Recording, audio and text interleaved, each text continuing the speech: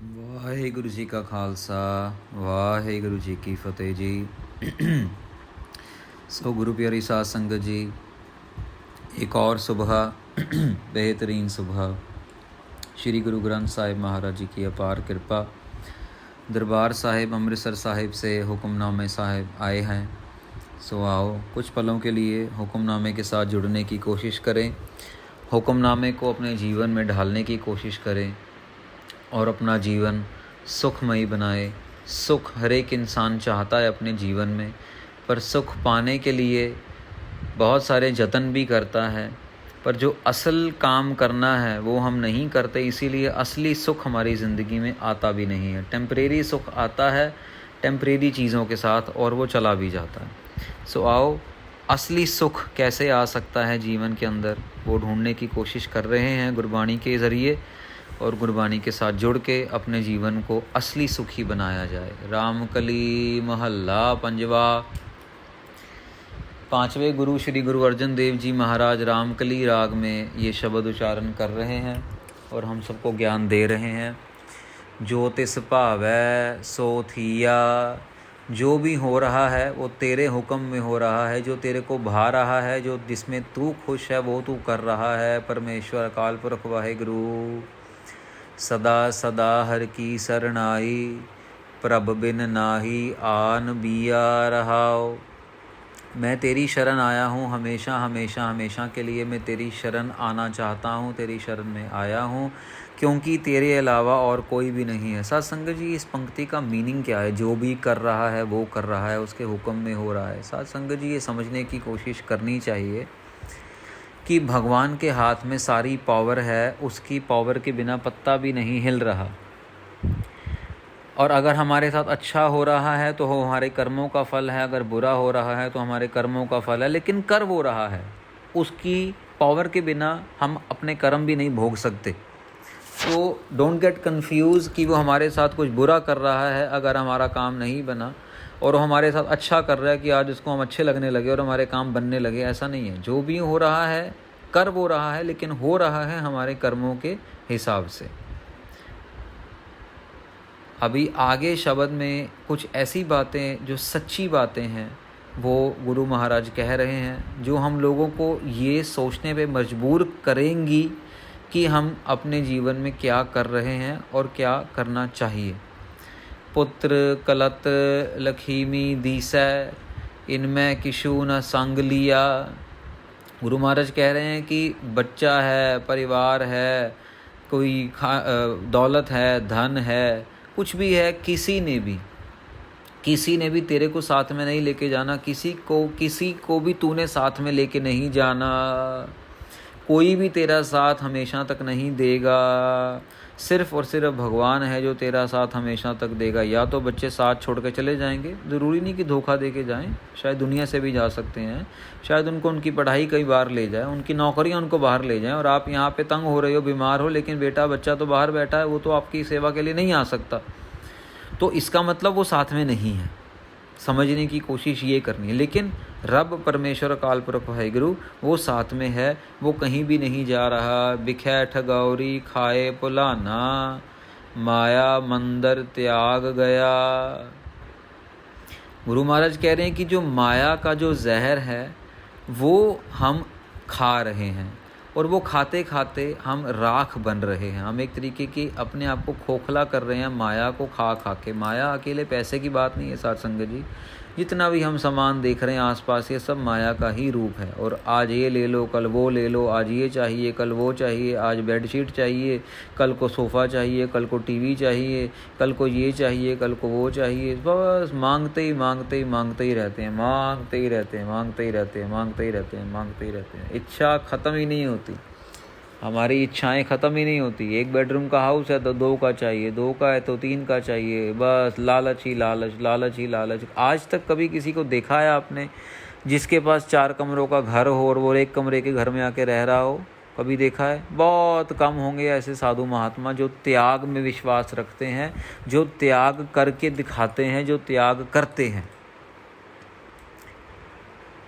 तो माया को खा खा के हम अपने आप को एक तरीके से राख बना रहे हैं। पर एक दिन ये माया चली जाएगी और हमें जाना पड़ेगा, एक दिन ये माया हमसे दूर चली जाएगी, एक दिन हम माया से दूर चले जाएंगे।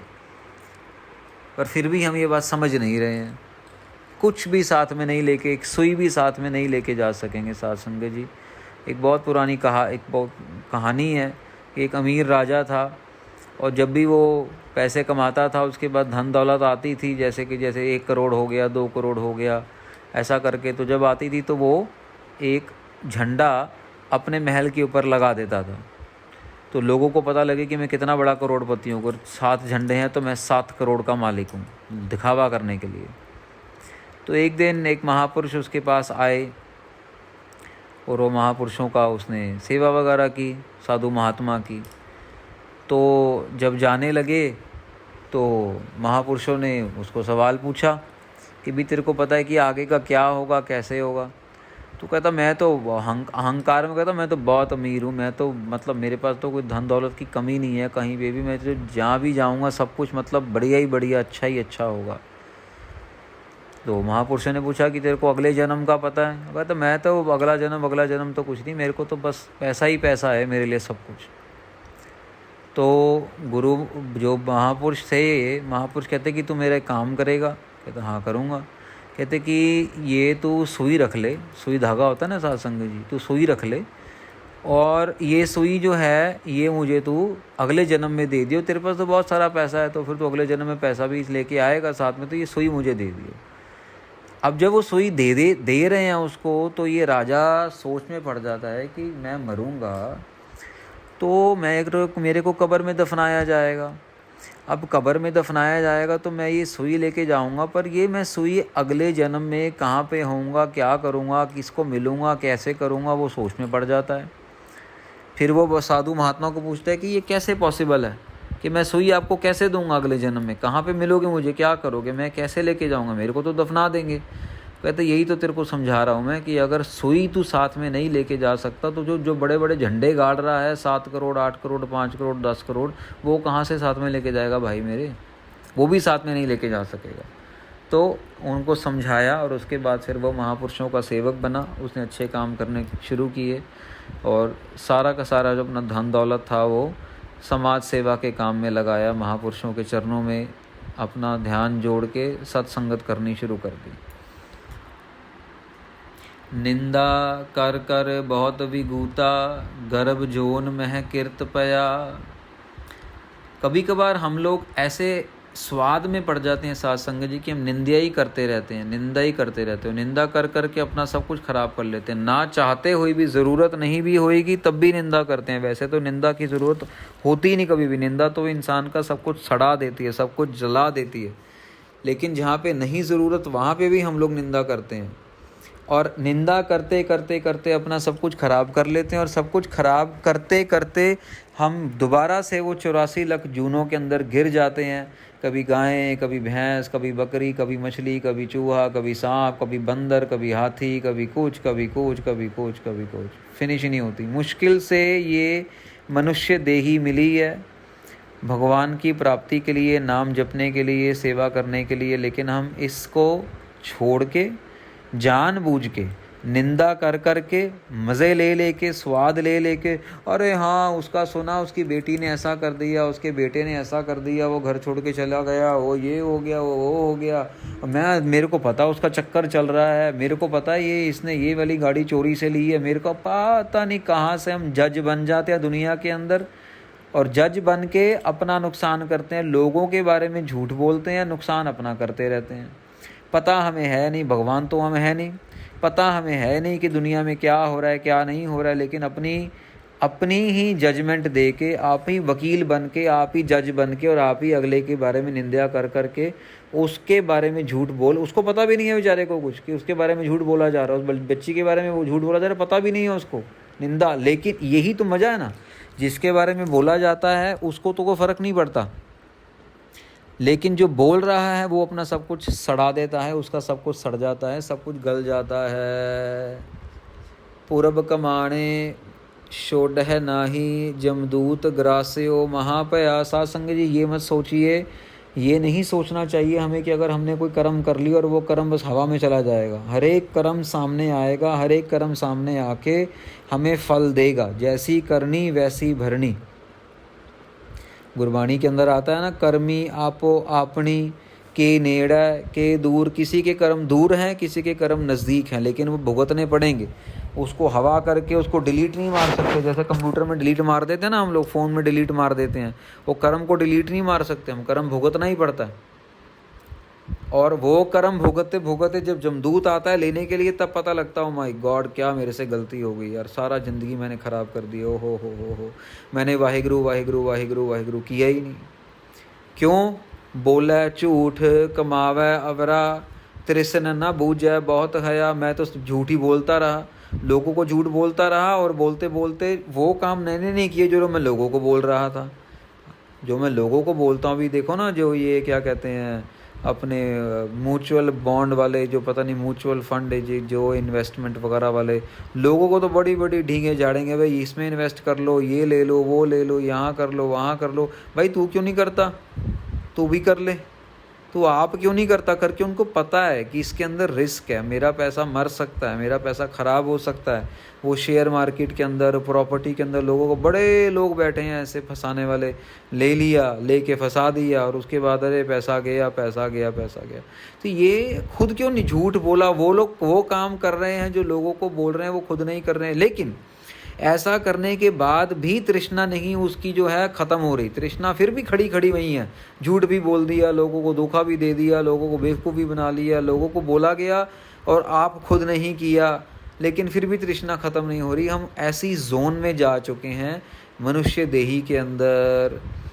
पर ऐसा करते करते एक बहुत बड़ा पाप हम ये भी कर जाते हैं, जो अगली पंक्ति में आ रहा है, साध संगत जी, असाध रोग उपजया संत दुखन। हम संतों महापुरुषों को दुख दे देते हैं, हम संतों महापुरुषों की निंदा कर देते हैं, हम साधु महात्मा की निंदा कर देते हैं, और वो है असली गुनाह। ऐसा गुनाह करने से गुरु ग्रंथ साहिब महाराज कह रहे हैं कि ऐसा रोग चिमड़ जाता है जिसका कोई साधन ही नहीं है, जिसकी कोई दवाई नहीं है। असाध रोग, इसका कोई साधन नहीं है, कोई दवाई, कोई इलाज नहीं है। अगर संतों महापुरुषों की निंदा हो जाती है, परमेश्वर भी माफ़ नहीं करता संतों महापुरुषों साधुओं की निंदा करने वालों को।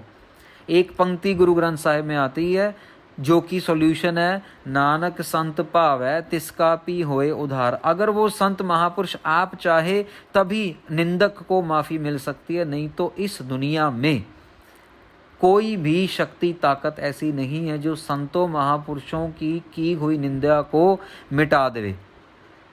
वो उसका फल भुगतना ही पड़ता है, उसका रोग जो चिमड़ता है वो भुगतना ही पड़ता है। जो हमारी बॉडी है ये सारी की सारी ख़राब हो जाती है और हम पूरी तरीके से बर्बाद हो जाते हैं अंदर से बाहर से। इस बर्बादी को ये मत समझना कि मकान चला गया, दुकान चलेगी, होटल चलेगी, ये चलना, ऐसा नहीं है साथ संगत जी। ये बर्बादी तो पता नहीं कौन से रूप में आती है, ये तो सिर्फ भगवान को ही पता है। बच्चों के साथ क्या होता है, कर्जे सिर पे चढ़ जाते हैं, पता नहीं किन किन की निंदा कर करके क्या क्या हो जाता है। हमको सिर्फ ये सोचना चाहिए कि जो कर रहा है भगवान हमारे भले के लिए कर रहा है। साध संगत जी, एक महापुरुष थे यहाँ पंजाब में, और अच्छी उनकी एक हस्ती और एक उनकी अच्छी मतलब समझ ज्ञान की एक अवस्था उनकी। तो एक इंग्लैंड के अंदर एक हस्बैंड वाइफ, मियाँ बीवी, दोनों पढ़े लिखे अच्छे, और महापुरुषों ने बहुत प्रेम किया, बहुत प्यार किया इनके साथ।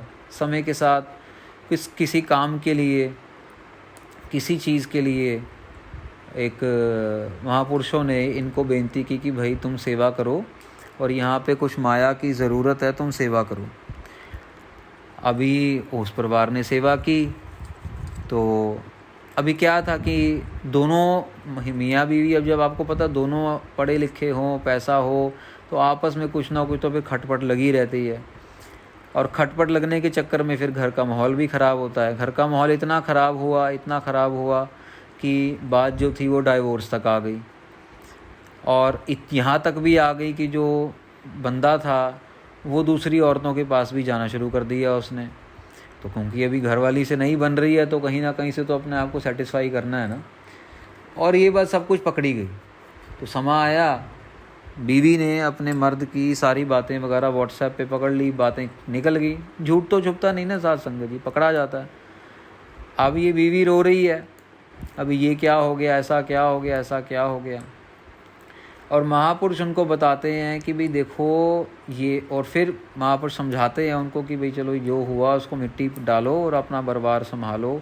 तो बंदा गलती करके भूल भी जाता है और गलती करके याद भी रखता है और उसको पछतावा भी होता है। तो ये जो घर वाला था, इसको सारी गलती अपनी एहसास हुई तो ये बदल गया, इसने जाना आना छोड़ दिया, बाहर मुंह मारना छोड़ दिया, अपनी बीवी के साथ ही इसने मतलब अपना रिश्ता जो है बनाया।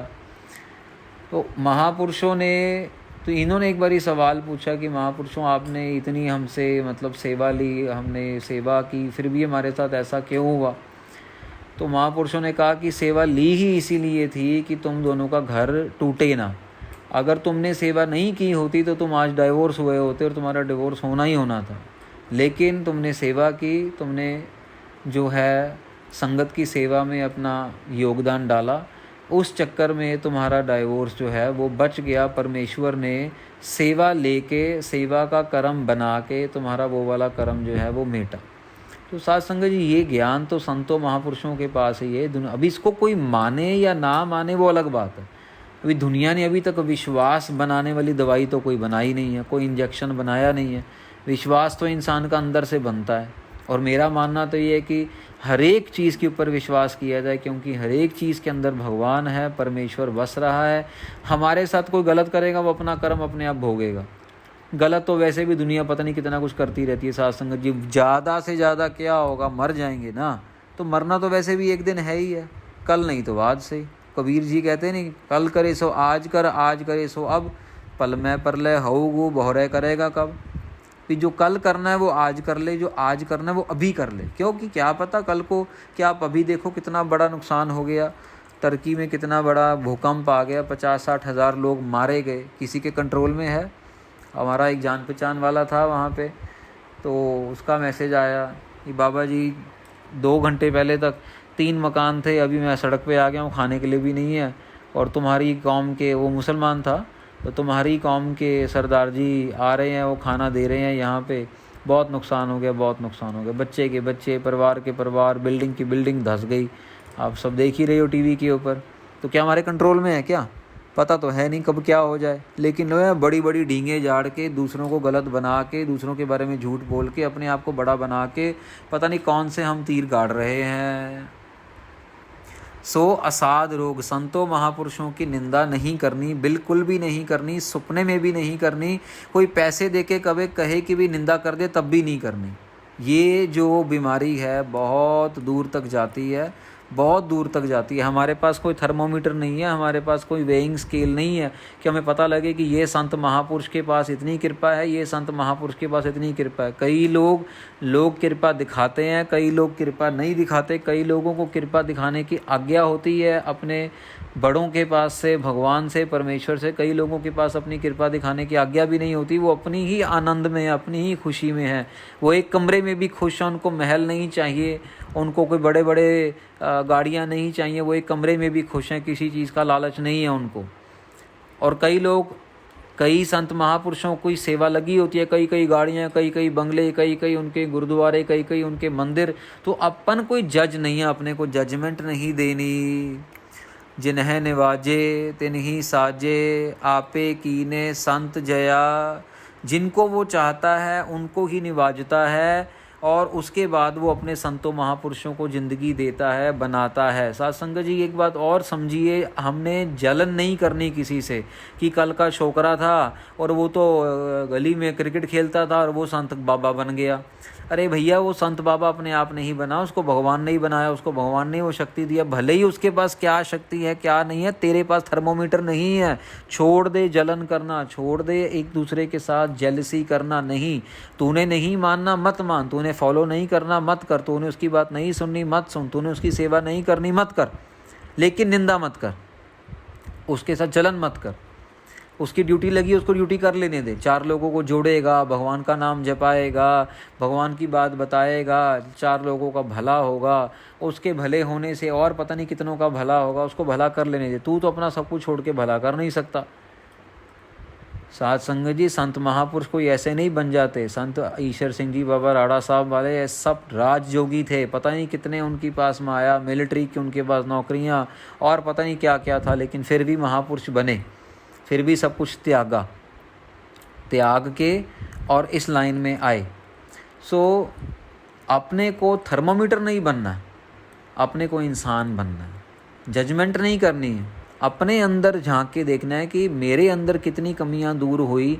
वो बाबा जो कर रहा है वो कर रहा है, उसको करने दो, लेकिन मेरे अंदर की कमियां दूर हुई क्या मैं अमृत वेले उठ रहा हूँ, क्या मैं सेवा कर रहा हूँ, क्या मैं नाम जप रहा हूँ, क्या मैं गुरु नानक की कही हुई अकेली बात मान रहा हूँ, क्या मेरे सामने जब दूसरी औरत आ जाती है क्या मैं उसको अच्छी आंखों से देख रहा हूँ, अपनी माँ बहन बेटी समझ रहा हूँ, क्या मैं किसी और की गाड़ी को देख के अपने मन के अंदर लालच लेकर मेरे पास भी ऐसी होनी चाहिए, मेरे मकान में भी ये होना चाहिए, क्या मेरा लालच दूर हो रहा है। आज ये खरीद लिया, अमेज़ॉन से ये ऑर्डर कर लिया, फ्लिपकार्ट से ये कर लिया, ईबे से ये कर लिया, दुनिया जहान का सामान इकट्ठा कर लिया। जब मैं खाना देखता हूँ तो पागल हो जाता हूँ, खाना खाने के लिए कभी मैंने प्लेट में ये सारी सोच हमें मार रही है साध संगत जी।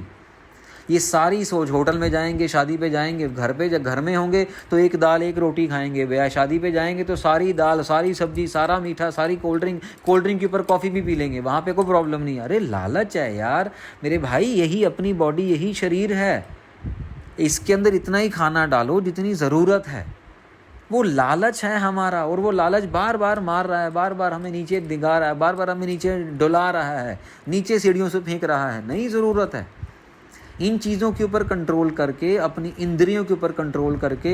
एक बारी मैं बैठा था, जब उम्र मेरी नौजवान की उम्र थी, तो एक दूसरे सिंह का शादी हो रहा था, तो 4-5 सिंह बैठे थे आपस में, तो अब विचार चल रही थी कि भाई अभी तो तेरी शादी हो रही है, ये है। तो एक सिंह काफ़ी मतलब कृपा वाला कह सकते हो, तो कृपा वाला सिंह कहता कि अरे इसको तो फ्री की टिकट मिल गई, रोज़ रात को ये मज़े लेगा।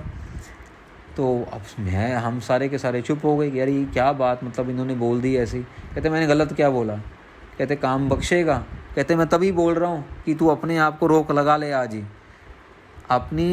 अपनी स्त्री के साथ प्यार करो, लेकिन काम के वश में आके नहीं, काम के अंदर आके अगर रोज़ रात को अपने आप को मारना ही है, डुलना ही है, गिरना ही है, तो फिर शादी का कोई फ़ायदा नहीं है। काम एक ज़रूरत है संतान प्रोड्यूस करने की, दैट्स इट।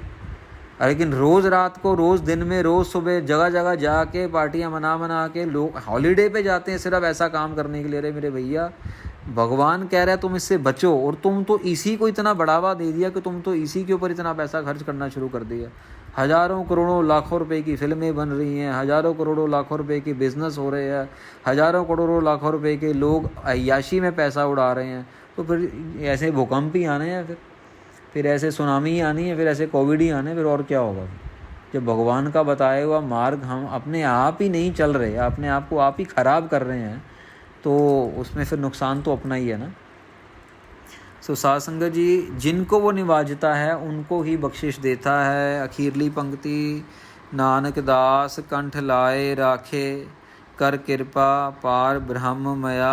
कृपा करके वचन करते हैं गुरु नानक देव जी, कहते हैं कि अपने दास को अपने कंठ से लगा लो, अपने गले से लगा लो, अपने दास को जप्फी दो, अपने दास को अपने साथ जोड़ के रखो और कृपा करो, यही कृपा करो। कर कृपा पार ब्रह्म मया, मेरे पे दया करो, बस मेरे को अपने साथ जोड़ के रखो, मेरे को अपने में लीन कर लो। नानक लीन भयो गोबिंद स्यो, ज्यो पानी संग पानी। तो साध संगत जी, बहुत ही प्यारा शब्द, बहुत ही ज्ञानवान शब्द। अपने आप के अंदर झांती मार के देखें कि हम कहाँ पे क्या गलत कर रहे हैं, क्या सही कर रहे हैं। जहाँ पे गलत कर रहे हैं वहाँ पे क्या सही होना चाहिए, और जहाँ पे सही कर रहे हैं उस सही को और कैसे बढ़ा सकते हैं। अगर 1 घंटा जाप कर रहे हैं तो 1 घंटा 10 मिनट, अगर 5 मिनट कर रहे हैं तो 10 मिनट, अगर 10 मिनट सेवा करते हैं गुरुद्वारे जाकर तो 15 मिनट, ये कैसे बढ़ाया जाए। सो इतनी को सेवा आपने परवान करनी। विचार करते हुए अगर कोई गलती रह गई हो तो आपने क्षमा देनी। कल अमृत वेले आप सबके दर्शन फिर करेंगे। हुक्मनामा साहिब श्री दरबार साहिब श्री अमृतसर साहिब से। तब तक के लिए वाहिगुरु जी का खालसा, वाहिगुरु जी की फतेह।